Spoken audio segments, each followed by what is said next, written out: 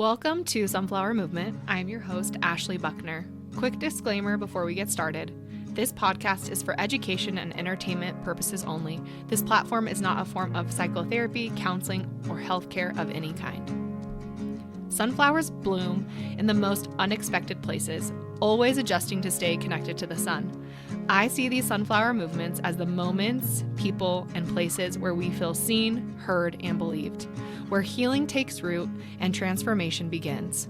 If you're seeking that kind of space, you're in the right place.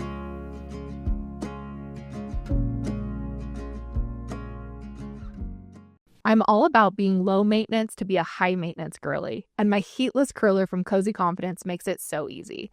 I've tried satin curlers before, but they always made my curls too tight. I love the texture of this one. It gives my hair extra body without feeling overdone. I just sleep in it overnight, brush it out in the morning, add some dry shampoo at the roots if needed, and a little oil on the ends for shine. It makes my morning routine so much easier.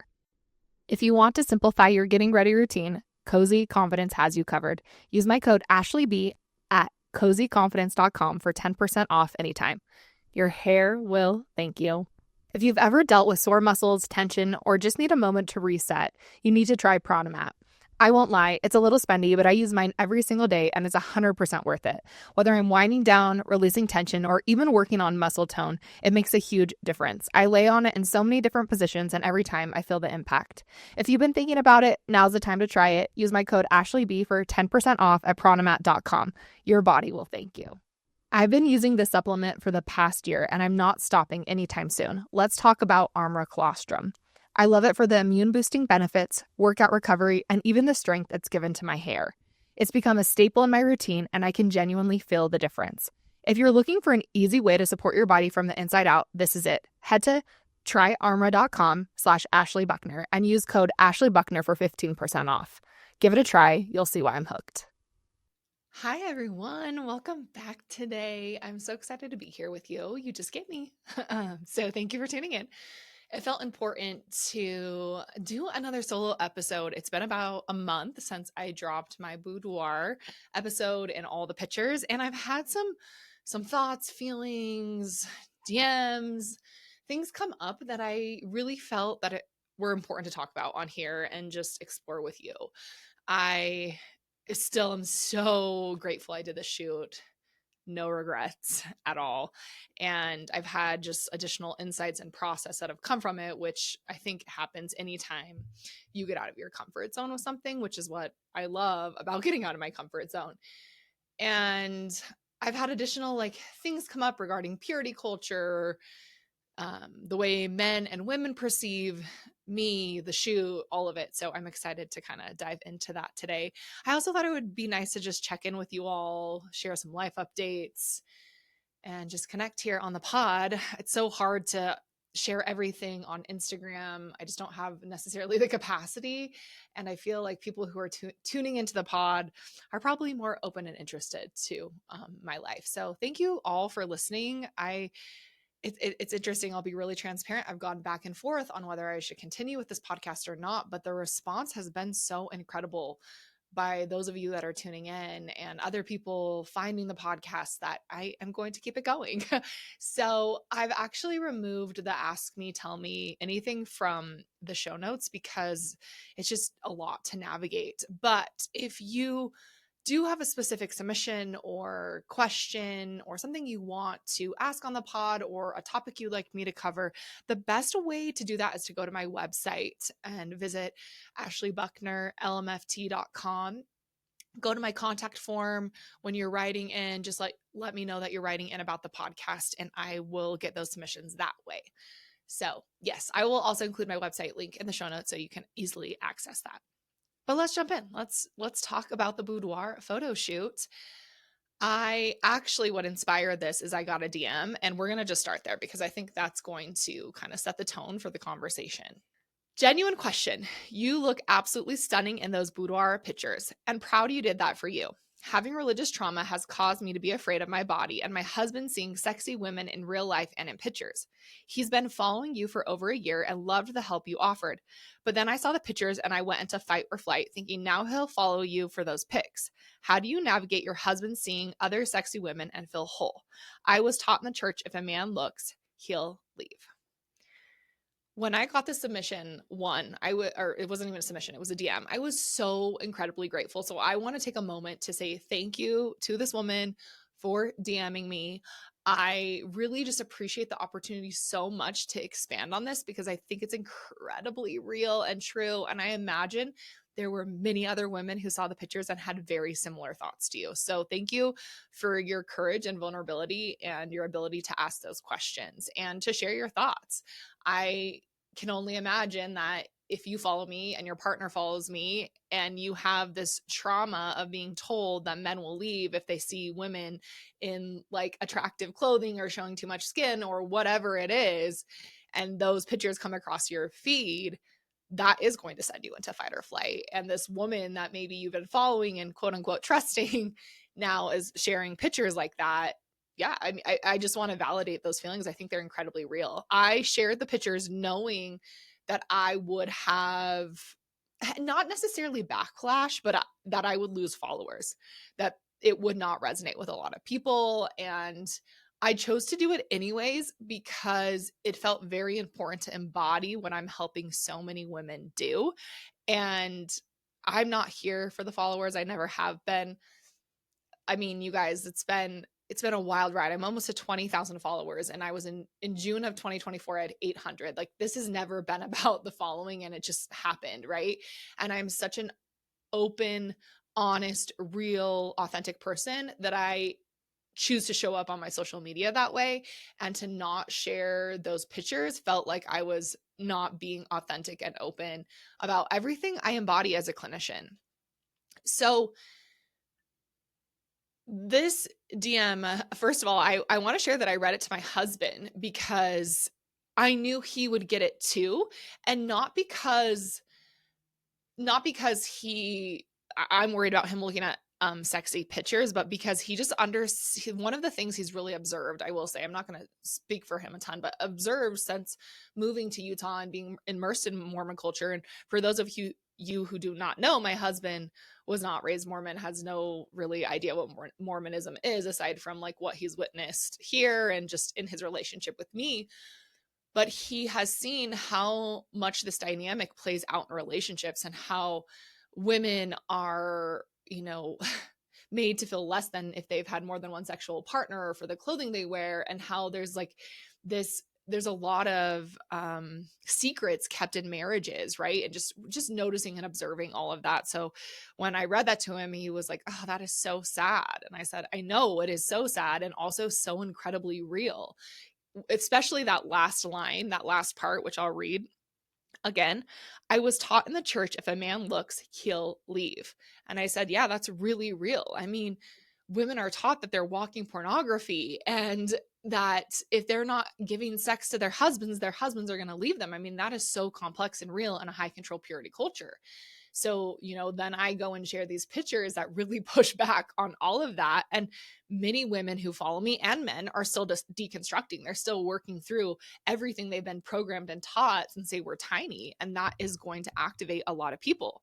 I think the question is, how did I get here? How do I get to a place where I can show up in the way that I'm showing up? And I said back to this person in the DM, I was actually originally going to make a reel. And then I was like, no, Ash, you have too much to say. This needs to be a whole episode.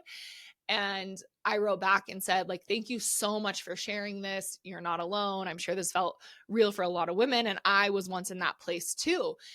And I was I will really own that. It was a very long time ago. It was when I early on dating my husband. And I think before I had really dove into some of my own insecurities around myself, my body, other women, all the things. And I was living in San Diego. I was probably in my mid 20s. And I'm a tall woman. I'm 6'1", right? Like you guys all know this if you've been listening to me for a while. I'm not petite in any way. I will never be petite. I have like petite features because I got them from my mom, but I will never be a petite woman. Like I'm not going to be the type of woman that you can pick up and throw around, whatever. Like, and when I say that, I mean that in a sexual way, but just like I'm a tall woman, and my husband had not dated a tall woman prior to dating me. And I remember feeling insecure about that. And I remember like, am I sexy enough for him? Is he really attracted to me? Doesn't he want to be with like a smaller, more petite woman? And there would have been a time, like, and there was a time when I was like threatened by him looking at other women or checking other women out or thinking someone's attractive. That was distressing for me. And one of the things that I can really honestly say is that was all mine.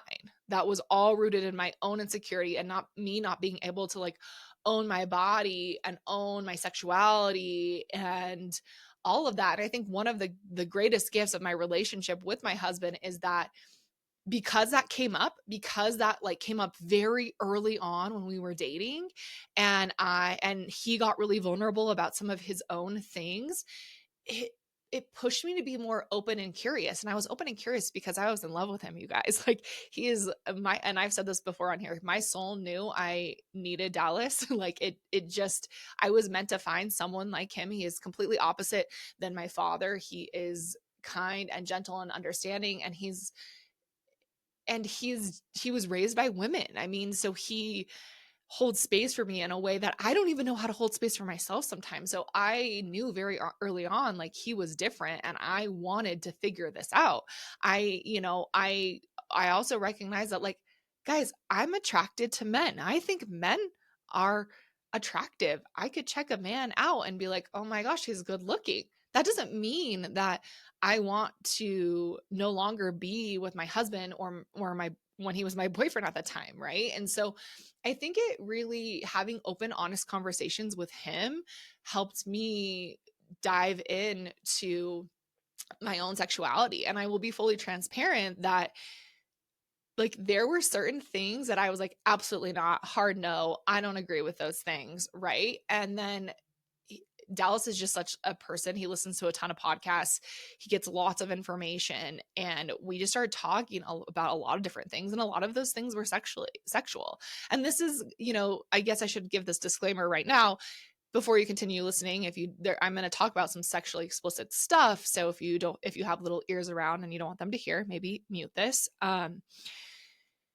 But we started just talking about our own sexual fantasies and things that were exciting to us. And I will, and like most men, I'm going to be really honest, my husband thinks it's sexy to think about a threesome.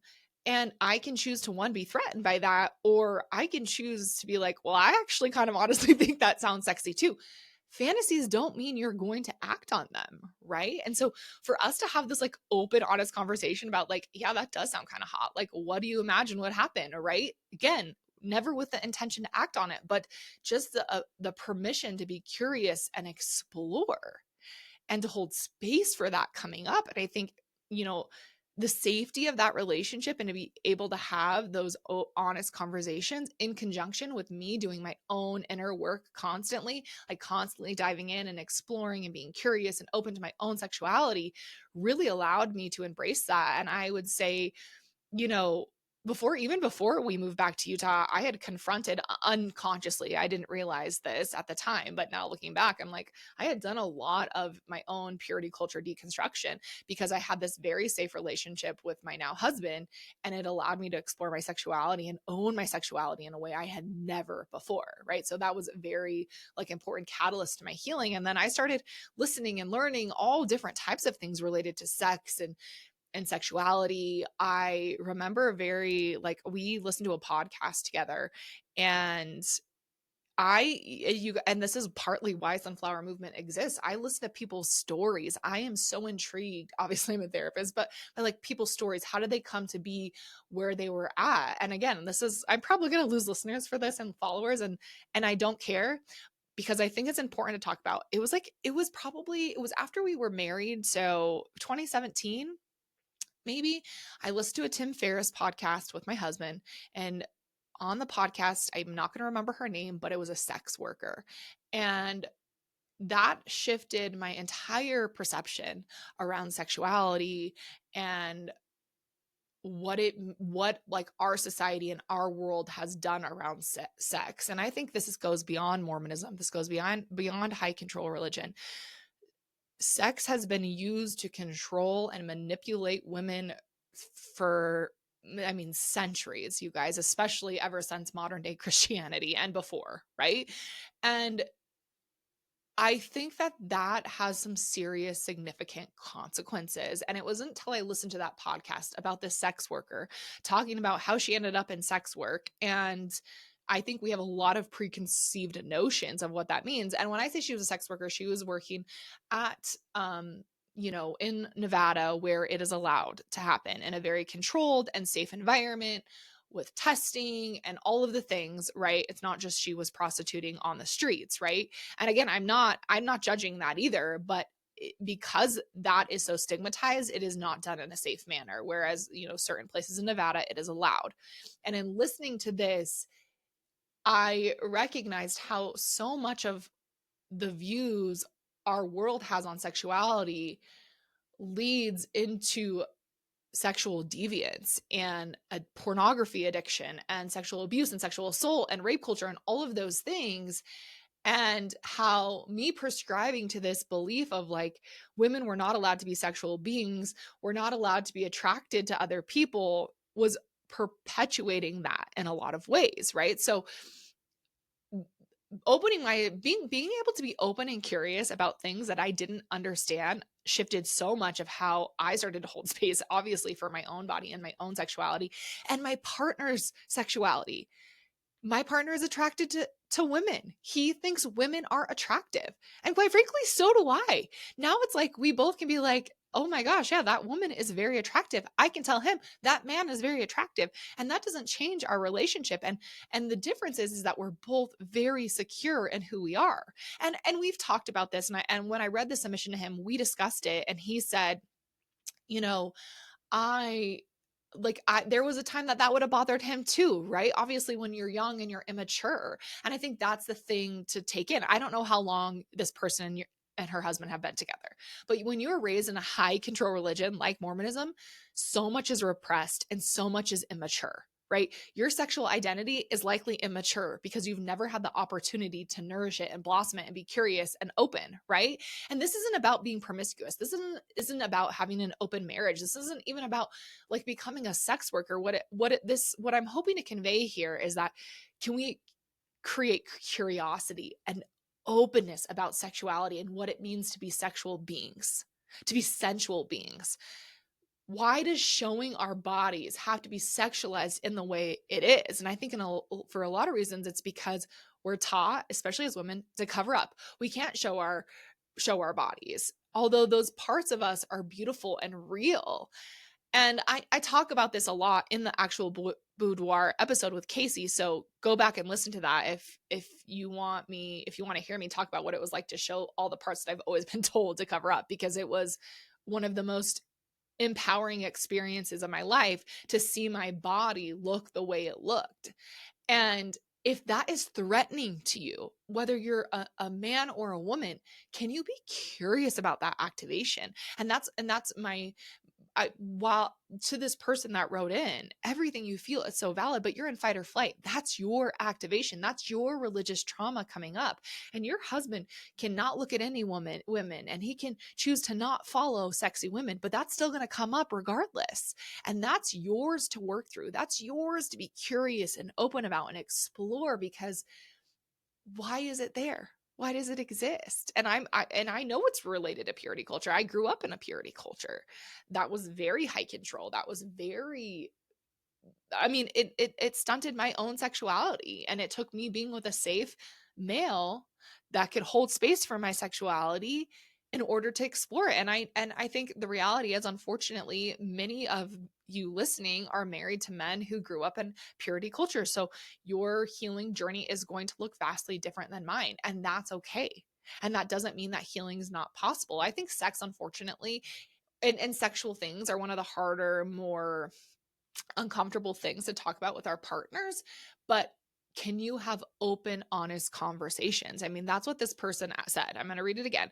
How do you navigate your husband seeing other sexy women and feel whole?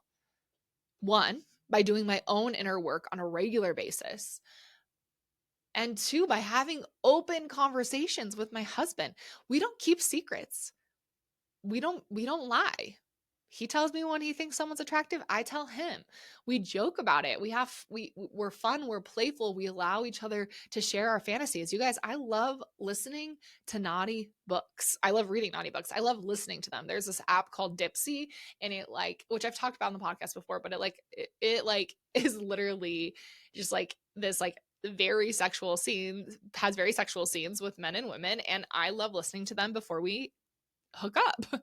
And it's like fun, and my husband is open to that because he's not insecure, because he knows that I want to do this with him, not that I need to go seek it out anywhere else. And I think when we're repressed, when we're not talking about things, when we've been told that if our husband looks at other women that they're now going to want to go hook up with them, I mean, that's heavy stuff, but we also have to fight back. Like, you have to push back against your own activation. You have to be curious and open. Like, why is this coming up? How do I clear it from my nervous system so I can be more present with my partner? And I really just, I invite this person to dive in, to be curious, and to other women and men that were activated by me sharing my boudoir photo shoot. That's okay. I don't judge you for that. I hope you know that. Like, there is no judgment. I know that it was probably really hard to see me in those clothing, especially if you haven't unpacked or deconstructed or worked through this. And like, if you need to unfollow me, that's okay. If you need your husband to unfollow me, that's okay. I have no judgment there. And I will say that I wish for every person on the planet to have a relationship with their partner that I have with mine. I say that to my husband all the time. And this goes to like emotionally, mentally, physically, like the depth of our relationship is incredible, and it has transformed my life. I mean, to be able to be so safe with him and be like, I want to like I want you to help me have an orgasm right now, right? And how incredibly like to own my sexuality in that way is the most empowering thing I could ever embrace in a culture that told me to want orgasm made me less than, because it doesn't. You're biologically designed to be sexual beings, so is your partner. And when we grow up in purity culture, and in just our culture and our society in general, like society in general tells us to repress sexual things, that we are not allowed to be sexual beings, and that impacts our mental health significantly. It impacts our ability to show up in relationships significantly. So i I am in so much the believer of pushing back and fighting back against that. And I will be fully transparent that up until moving back to Utah and having babies, I felt like so, I mean, I had reclaimed my sexuality in all of these ways. And then I moved back to Utah, had babies, and having babies kind of hits all your sex organs and can reignite past trauma, which I had a lot of, which I've shared on here. And that impacted our relationship, our sex life so significantly. And why that was difficult for me, because I was no longer the sexual being that I had worked so hard to reclaim, right? But the gift of all of this is it's allowed me to dive deeper into those sexual traumas, into the trauma of being raised in a high control purity culture that is sexually abusive. It is.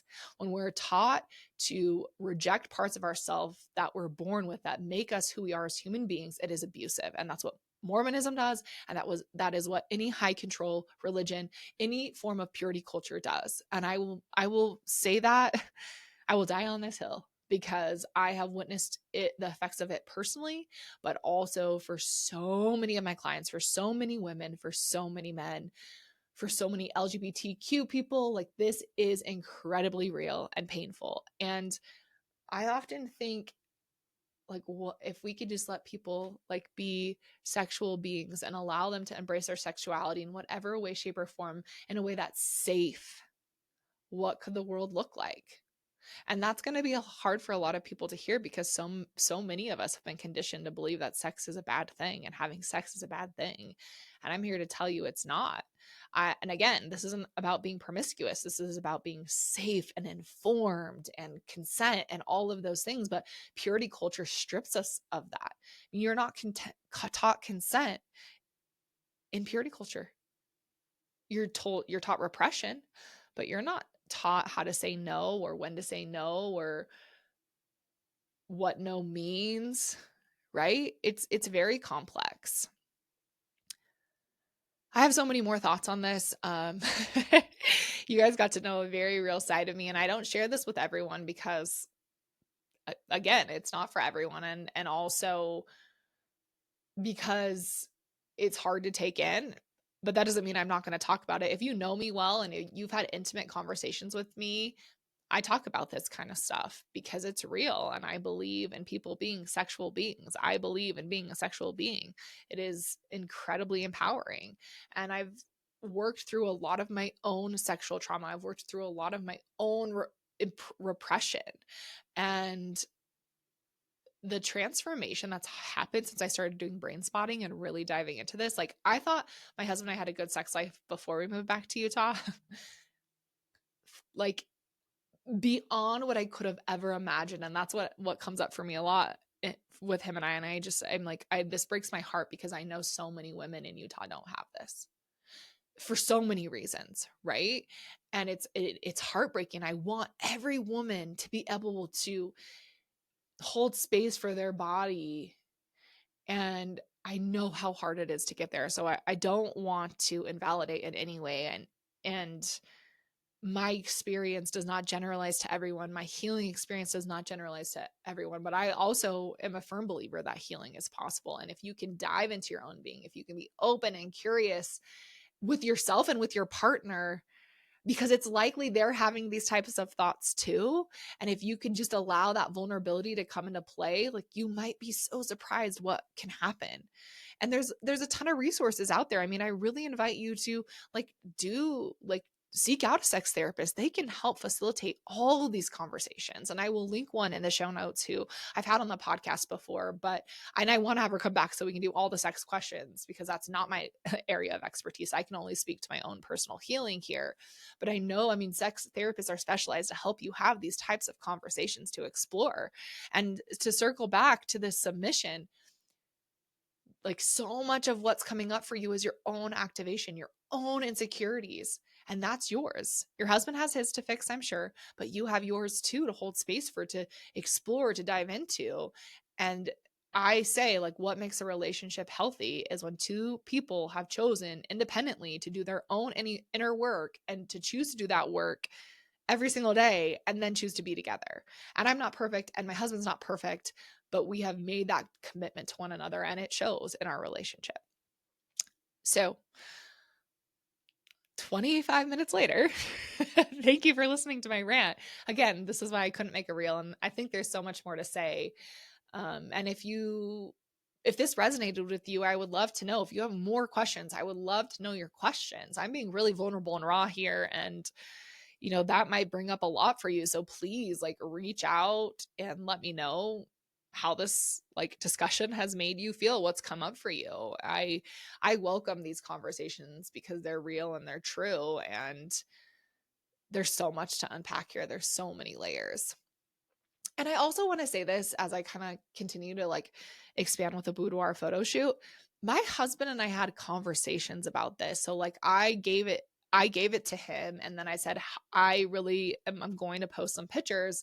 What ones are you comfortable with? Because also too, like, there's a part of this that's intimately ours. That's just between him and I. There are pictures that no one else in the world will ever see but him. And I wanted to honor that and respect that. So this isn't just me like, okay, I'm going to go post all my boudoir pictures for the world and let everyone see me. It wasn't like that. This was like a mutually respective conversation where we discussed, and I still to this day, hey, I want to post this picture. What do you think? Where are you at with that? And we worked through together. And also, like, props to him. I think it really speaks to my husband's character and his security and himself and our relationship to know what he's okay with, like, that he can let these pictures of me and these and in lingerie be posted on the internet to thousands of followers, right? And that if that doesn't is that if that's not a testament to our relationship, especially in the world in which we live, and he didn't even grow up in high control religion, like, what is, right? We've worked so hard to get to the place where we're at, but don't think that I just posted those pictures without talking with him and that I don't. I mean, we have a very respectful, mutually respectful relationship. And that these type of things only bring us closer. And I'm just so grateful for him. I'm so grateful for our love and just everything I've shared thus far. A few more things about the shoot that and sharing the pictures that have come up for me. One, I just like the amount of love and support and celebration I received took my breath away. I anticipated to get some hate, to be quite honestly, and I've gotten like 2 or 3 comments. And to have women and men celebrate me and my body and what the shoot represented took my breath away, quite frankly. I pinned the post because I want to be able to go back and read those comments. I want other women to read those comments. I want men to read those comments. Like, this is how we celebrate each other. This is how we celebrate bodies, even if it's something you don't fully understand, right? And I think that's what stood out to me is I had a lot of women celebrate me that are like, I don't think I could do that, but I'm proud of you, right? And this isn't saying that you have to go do a boudoir photo shoot. I actually don't think that's for everyone. I don't think that's necessary to reclaim your sexuality or your body or deconstruct purity culture. Could it be a part of it? Absolutely. It absolutely can. But it also doesn't have to be. But can you hold space for it? That's what comes up for me. Can you hold space for it? And I'm going to circle back to that podcast I listened to. I'm not ever going to go be a sex worker, but can I hold space as some women and men choose this for themselves? And can I support it done in a safe and healthy environment? 1000%. Just like I can support someone to choosing to stay in Mormonism, right? Like, I respect people's autonomy and choices. And I think that's what this all comes down to. Can we respect people choosing different than what we would choose? And if we can't, that's ours to be curious about. That's ours to explore, right? And that's not saying we can't have opinions or differing beliefs. I absolutely have those. But how do I show up when people are different than me? Can I be open and curious and non-judgmental? And I'm not perfect. um, right? But like, I think with regards to the photo shoot, can you be open and curious towards me? And I saw so much of that. I mean, that this restores my hope in humanity when I do things like this and people are just like incredible and they show up and they celebrate and I don't know, they just really make you feel seen. And that's what this represents. I go back to like what I call sunflower movement, the moments where we feel seen and heard and believed. And that's exactly what I felt when I shared those pictures. And it was such an honor, and it made me emotional. I mean, so many of you I've never even met personally, and to have you hold space for me in that way, like, I am just so grateful. I'm so appreciative, and I hope you know that. So thank you, thank you, thank you, thank you. On that note, I wanted to share something too, and I've said this to several people close to me, and I actually kind of dropped it in a post yesterday, but I wanted to expand on it more. I'm going to be straight up because you guys know how I'm a straight up person. I'm going to own my activation. I didn't share the pictures on my personal page, which is wild.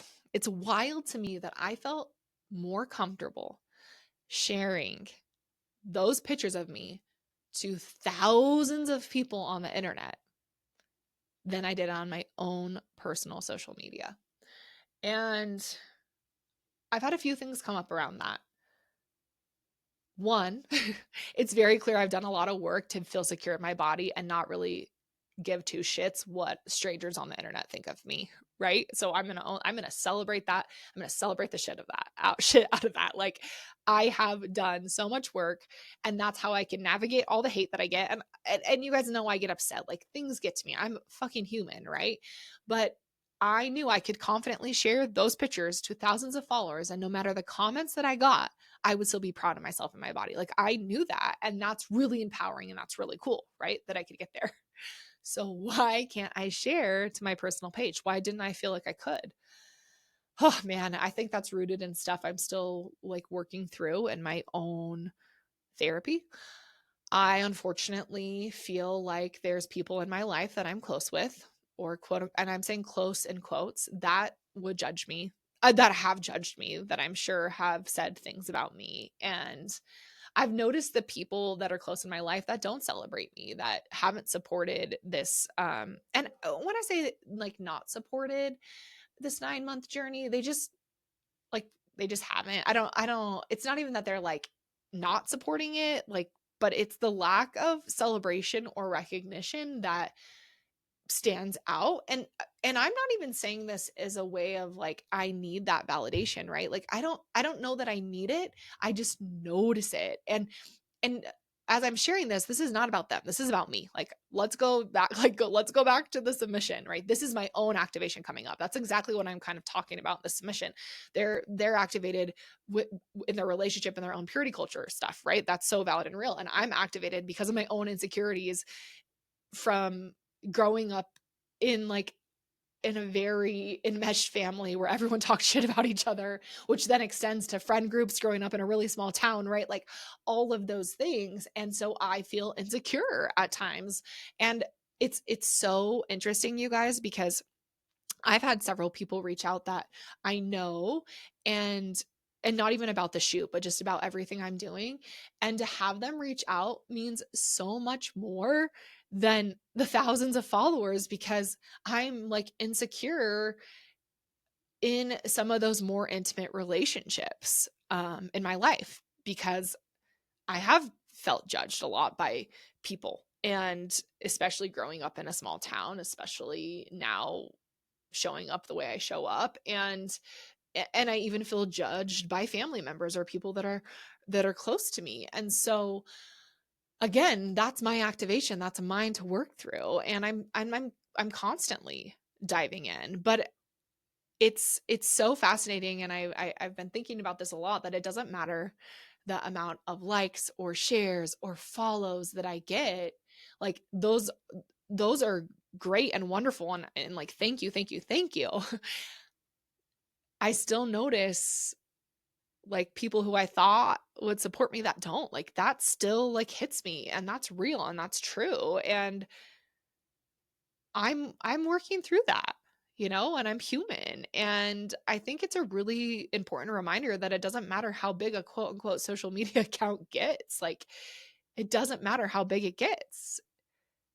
Are the people in your life, the people that you thought you were close to or you're supposed to be close to, if they're not seeing you, fuck, it hurts.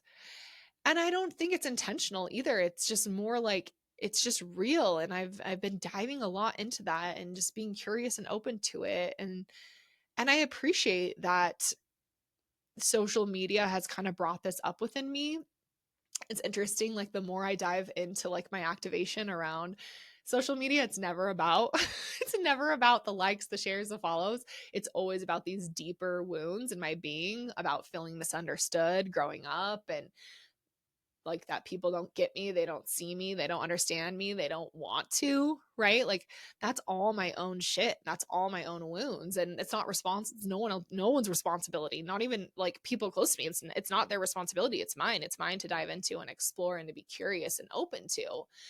And I'm also still human. I still notice when people treat me differently, or people don't show up for me in the way that they said they would, right? And a part of that, I think, is okay and healthy.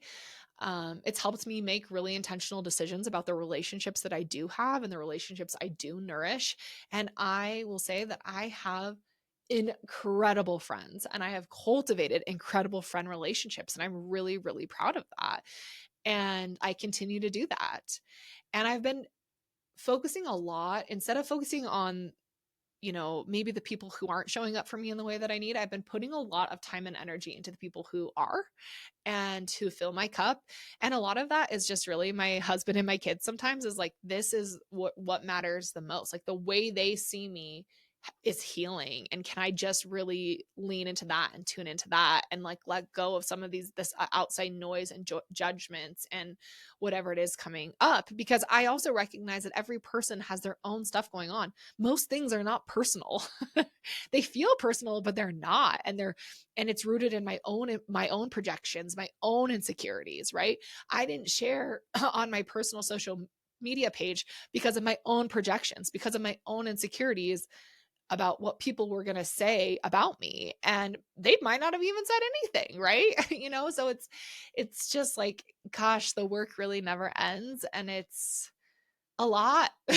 And I just want to own that. Like I don't have it all figured out. I'm so incredibly human. I think that's what's coming up for me as I'm sharing all this, and it feels a bit vulnerable, but like, yeah, I still worry about what people think about me. And it's so funny, like I don't worry about like thousands of people on the internet, but I worry about people close to me in my life, and I think that's because where I've had the most, like those are the people that have hurt me the most. Like those are the wounds that have cut me the deepest, are people that were quote unquote supposed to be close to me. And I mean, that makes sense, right? That's so real and true and valid. And so I'm always grateful for these situations. I used to be really scared of activation. I used to be really scared of insecurity. Like all the stuff I'm sharing used to terrify me, but I have this incredible healing modality called brain spotting where I just dive into my own being and get curious and open about what's coming up for me. And a lot of times it passes quickly because I get like, I can have this conversation right now and be like, yeah, it's like some of your old wounds, Ash, like that's yours to like explore and release. And it doesn't have to be that deep. It can just be like, how can you give that to yourself? You don't need it from anyone else. How can you give it to yourself? Or you do need it from someone. Go to your husband, go to your kids. You're their whole world, And it's been really empowering to kind of take the reins in regards to my activation, to the things that make me feel insecure and distressed. Like it's been really empowering to just do that work myself. And I'm really proud of that. And obviously I've shared with you guys that I am going to share more about brain spotting on here. And I am, I mean, I've decided that I think some of my podcast episodes are going to be just me sharing my brain spotting sessions with you because they have transformed my life, quite frankly. And because I can't share all my clients' experiences because of confidentiality, I'm going to share my own. And I want to make this healing modality something people are curious about and they want to explore because it has changed my life and it's changed my relationships. I mean, I don't like, although I'm talking about this activation and things, I'm not taking it so super personal. I'm not like needing to go fix it and make things better with all these people because it doesn't need to happen. I don't even know one if they're really judging me. So like, can I just hold space for what's coming up for me? And I used to be a person where I had to like immediately like fix it, make things better, like make people like me. And not everyone's going to like me. And honestly, I can say this, like, it's too bad because I'm a really great person. And as I say that to you, it kind of makes me emotional because I worked so fucking hard to believe it. But I do. I believe it. And I don't believe it every day. And I have insecurities and I have doubts because I'm human. But I know what I bring to the world. I know what I offer friendships and family members. I know how I show up for people and I am proud of it. And if people don't like me or they don't want to get to know me or they don't understand me, I've made peace with that for the most part. Yeah, I'm still going to get my feelings hurt. Yeah, I'm going to get sad. And that's fine to explore. It's also their loss. Like they're missing out on an opportunity with someone who cares deeply, who loves big, who shows up real and true and authentic and messy. I can also apologize. I'm really good at apologizing. I'm really good at taking accountability for my bullshit because I am an imperfect human and I make mistakes. And I'm so proud of that. You know what I'm also really proud of? I'm really proud of my ability to have honest conversations with people, to say, hey, this bugged me. And I'm proud of my ability to know that not everyone deserves to have that conversation with me because there was a time and place where I was doing that all the time, right? To like fix it and make it better. And like, I think part of healing is finding the balance that when people have shown you their true colors several times, you listen to that and you take space and so much, right? Like started with a boudoir photo shoot and like, this is where we ended. And this is kind of how my life works. I'm constantly moving. I'm constantly evolving. And I'm just really appreciative of you all listening and being here. Thank you. Thank you for being a part of Sunflower Movement. One last update I wanted to share with you, kind of completely unrelated to any of this, but it's not really a big update. I just have shared things, and like I want to be open and honest throughout the journey. It was my New Year's episode. I talked about that I had made contact with my dad. My dad and I had been estranged prior, and I have seen him 2 times since. And it's not something I'm like really need to dive into. There's not too much to tell, but I think we both decided to go slow and like reconnect and re-get to know each other. And I feel really good about honoring that.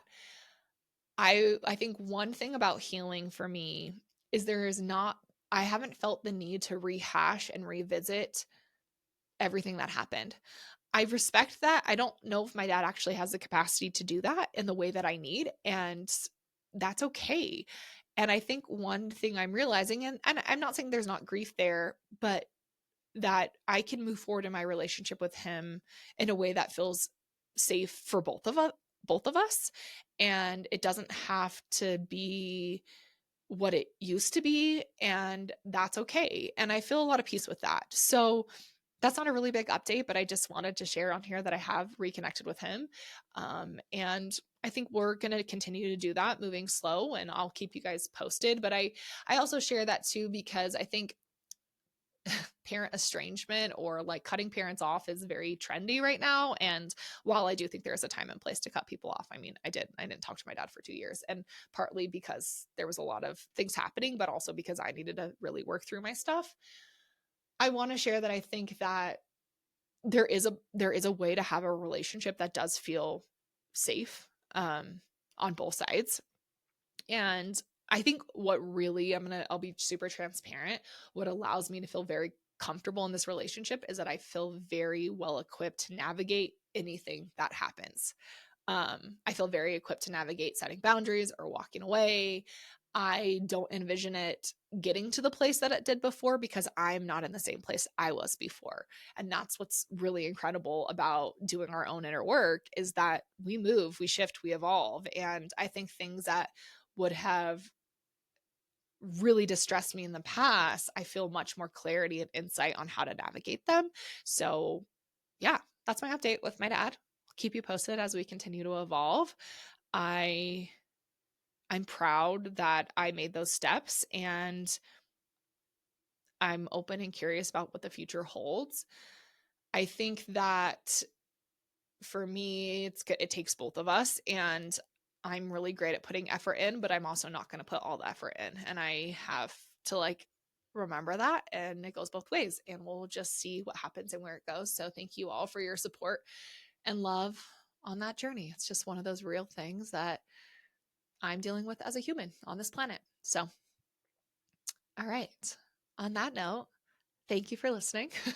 Check in, notice how you're feeling, notice what came up for you. And I just invite you to be really open and curious to it. It's real, it's true, it's valid. And it doesn't matter what it is, just notice it, just hold space for it. And yeah, let me know where you're at with this conversation. If it stirred up activation for you, know that I honor that activation. And again, I just want to circle back to the very beginning and thank the person that wrote in this submission that I think sparked a much needed conversation, a conversation I needed to have since doing the shoot. So thank you for your vulnerability and your courage. I see you, and I hope you dive in and face some of these religious trauma, purity culture bullshit that were programmed into you beyond your control, so that you can feel more comfortable in your own skin and your relationship, because you deserve that. And every person, every woman deserves that. Until next time, you guys, thank you so much for tuning in.